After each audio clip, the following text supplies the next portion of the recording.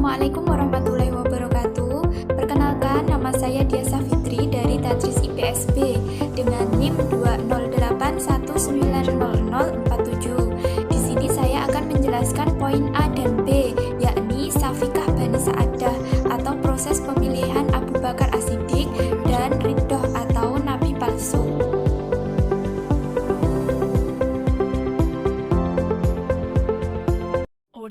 Nabi Muhammad sejak diutus menjadi Rasul sampai akhir hayatnya menduduki dua jabatan penting, yaitu sebagai kepala agama dan kepala negara.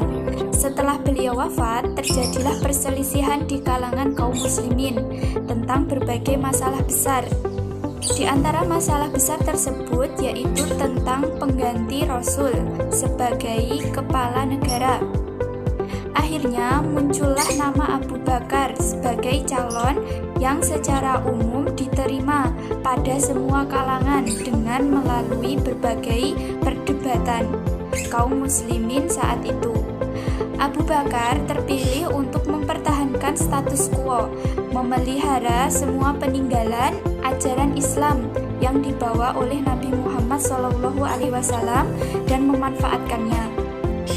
Abu Bakar adalah khalifah pertama pengganti Nabi Muhammad. Beliau berasal dari suku Quraisy dan mendapat gelar Al-Siddiq. Gelarnya adalah Al-Siddiq karena ia amat segera membenarkan Rasulullah dalam berbagai peristiwa, terutama peristiwa Isra dan Mi'raj. Berkenaan dengan pengganti beliau sebagai kepala negara, terjadilah perselisihan pendapat di kalangan kaum muslimin pada saat itu. Situasi ini membahayakan umat Islam di Madinah, sehingga masalah pergantian pimpinan dicoba untuk diselesaikan pada hari wafatnya Nabi. Pertemuan mendesak yang dilakukan oleh suku Khazraj merupakan tantangan besar terhadap keutuhan Madinah. Persoalan ini menjurus sampai pada usaha menemukan calon yang paling bisa diterima oleh semua kelompok. Masing-masing kelompok mengajukan calon khalifah dan mengklaim bahwa calon mereka yang paling berhak atas kekhalifahan. Calon-calon tersebut antara lain Abu Bakar Al-Siddiq, Ali bin Abi Thalib, dan Sa'ad bin Ubadah. Sebenarnya pencalonan Abu Bakar itu mendapat perlawanan hebat dari kaum Ansor maupun Ali bin Abi Thalib serta pengikutnya. Kelompok Ali ini adalah benih kelompok Syiah. Mereka berpendapat bahwa Alilah yang berhak menduduki jabatan khalifah. Alasan mereka bahwa Ali adalah kemenakan sekaligus mantu Rasulullah. Selain itu, didasarkan riwayat yang dikenal dengan hadis Ghadir Khoum bahwa Rasulullah pernah meriwayatkannya. Mereka mengajukan sejumlah riwayat tentang keutamaan Ali. Sedangkan kelompok Ansor telah melakukan pertemuan di Balai Rum Bani Sa'idah. Mereka hendak mengangkat Sa'ad bin Ubadah sebagai khalifah. Pertemuan tersebut akhirnya diketahui oleh kelompok Muhajirin. Maka pergilah Abu Bakar, Umar, dan Abu Ubaidah bin Jarrah ke Balai Pertemuan Bani Sa'idah. Terjadilah perdebatan yang alot dalam pertemuan tersebut. Kemudian Abu Bakar menawarkan dua tokoh Quraisy untuk dipilih sebagai khalifah, yaitu Umar bin Khattab atau Abu Ubaidah bin Jarrah. Calon dari Quraisy ini diajukan demi menjaga keutuhan ummah dan menghindari permusuhan lama antara dua suku besar di Madinah, yaitu suku Khazraj dan Aus. Orang-orang Ansor tampaknya sangat terkesan oleh ucapan Abu Bakar. Umar tidak menyanyiakan momentum yang sangat baik itu. Umar mulai bicara tentang profil pemimpin yang mereka harapkan guna menjaga keutuhan ummah. Kemudian Umar memegang tangan Abu Bakar dan membaiatnya serta menyatakan kesetiaan kepadanya sebagai khalifah. Tindakan Umar ini diikuti oleh Abu Ubaidah bin Jarrah. Tetapi sebelum dua tokoh Quraisy mengucapkan baiat, Basir bin Sa'ad, seorang tokoh Ansor dari suku Khazraj, mendahului mengucapkan baiat kepada Abu Bakar. Kemudian baiat tersebut diikuti oleh kelompok Muhajirin maupun kelompok Ansor yang hadir di sana. Dipilihnya Abu Bakar Al-Siddiq sebagai khalifah karena beliau berasal dari suku Quraisy dan merupakan laki-laki dewasa pertama yang memeluk Islam. Beliau dibaiat di dua tempat, yakni baiat di Saqifah dan di Masjid Nabawi. Pembahasan yang kedua adalah ridho atau nabi palsu. Faktor penyebabnya, yang pertama, kondisi umat Islam di Madinah khususnya yang dialami oleh orang-orang Arab pinggiran.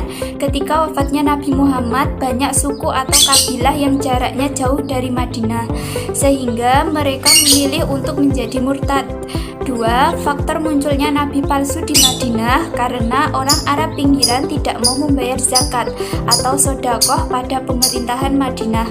Nabi palsu tersebut antara lain Aswad al-Ansi, Musailamah al-Kadzab, Tulaihah, dan Sajjah.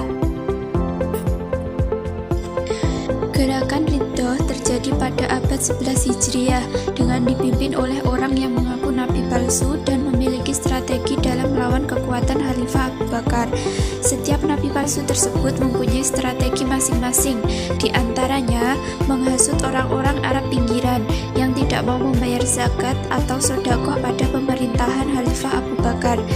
Kebanyakan dari nabi palsu tersebut sebagai dukun dan pandai dalam mempengaruhi orang dengan lisannya. Dari masing-masing nabi palsu tersebut pandai dalam berperang melawan musuh-musuhnya, terutama pembangkangan terhadap pemerintahan Khalifah Abu Bakar yang tidak sepakat pada syariat Islam yang telah ditetapkan sejak zaman Nabi Muhammad SAW hingga Khalifah Abu Bakar sebagai pemimpin di Madinah. Terhadap golongan nabi palsu, Abu Bakar mengerahkan bala tentaranya. Pasukan yang dikirim berhasil dalam misinya. Musailamah mati terbunuh di tangan Wahsy, pembunuh Hamzah paman Nabi dalam perang Uhud ketika masih musyrik. Adapun Al-Aswad yang pernah menamakan dirinya Ar-Rahman Al-Yaman telah mati terbunuh sebelum itu. Dengan kemenangan ini, akhirnya Abu Bakar dapat menundukkan seluruh jazirah dan berhasil menumpas pemberontakan kaum murtad.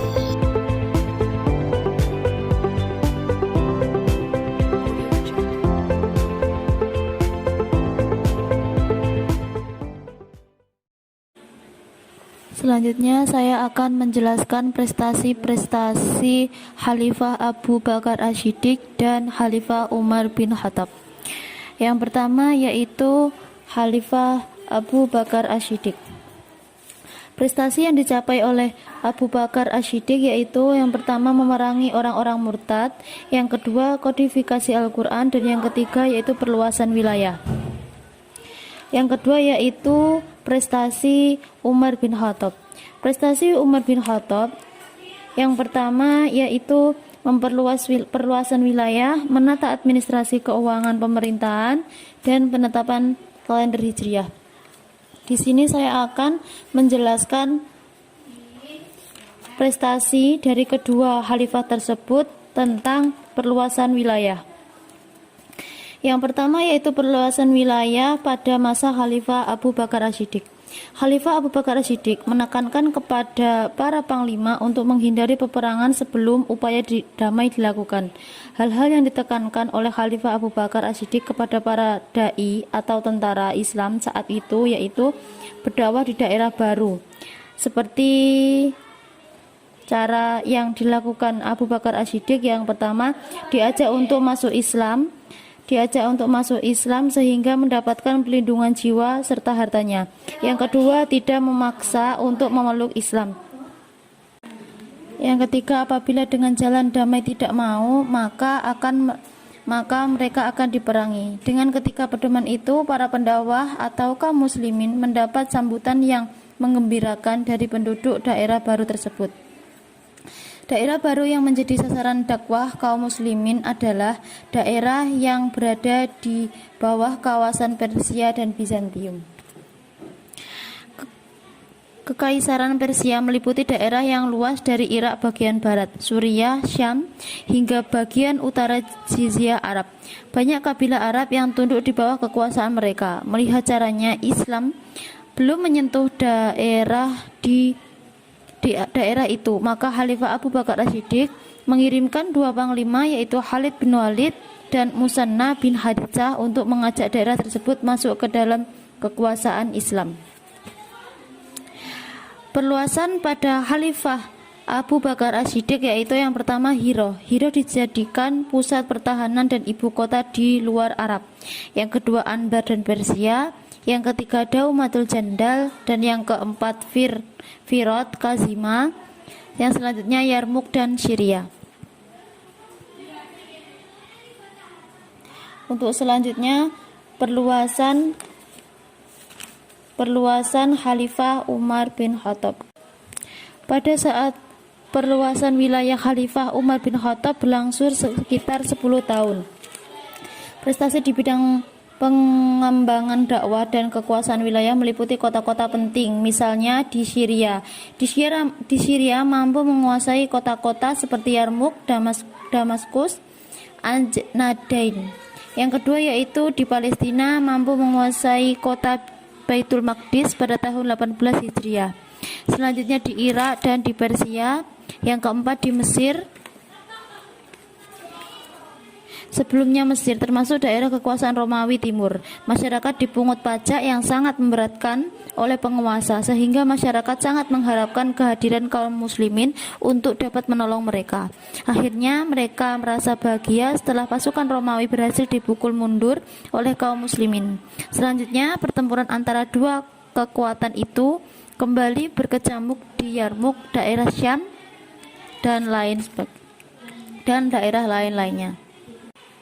Selanjutnya, pertempuran antara dua kekuatan di atas tadi kembali berkecamuk di Yarmuk, daerah Syam. Selanjutnya ada harta rampasan perang atau ghanimah. Untuk pengertiannya, yang pertama adalah ghanimah adalah harta yang didapatkan kaum muslimin dengan melakukan peperangan.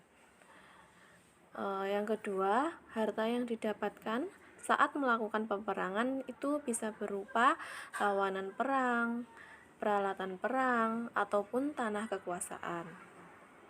Untuk yang ketiga, harta ghanimah itu dibagi 1/5-nya untuk Rasul, kemudian kepada orang yang ikut dalam peperangan, kerabat Rasul, anak yatim, orang miskin, dan ibnu sabil. Selanjutnya ada pelimpahan wewenang kepada hakim daerah. Dalam masalah peradilan ini, Umar bin Khattab melimpahkan wewenang kepada hakim daerah yang ditunjukkan melalui surat yang ia kirim kepada Abu Musa al-Asy'ari atau hakim Kufah, yang isinya mengandung pokok-pokok atau prinsip-prinsip perkara di persidangan dalam lingkungan peradilan. Selanjutnya ada Abu Lu'lu'ah atau Farus. Beliau adalah mantan pembantu Mughirah bin Syu'ban.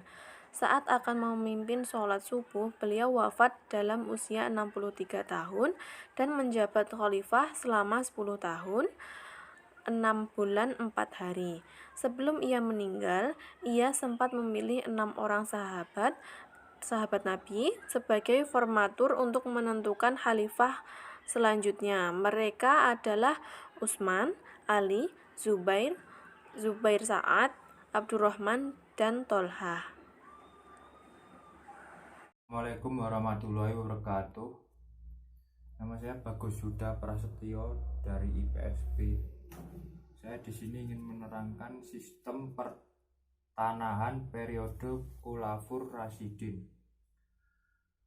Di masa Abu Bakar As-Siddiq, sistem pertahanan yang Abu Bakar bersifat sentral. Jadi semua kekuasaan legislatif, eksekutif, dan yudikatif terpusat di tanggapan khalifah. Meskipun demikian, Abu Bakar dalam memutuskan sesuatu permasalahan selalu mengajak para sahabat untuk bermusyawarah. Sedangkan Umar bin Khattab sistem pertanahan dengan memberikan keadilan dan kejujuran kepada masyarakat, serta meletakkan dasar-dasar negara yang bersifat demokratis, karena Umar beranggapan bahwa rakyat mempunyai hak atau kesempatan untuk campur tangan di dalam pemerintahan. Sekian, terima kasih. Wassalamualaikum warahmatullahi wabarakatuh.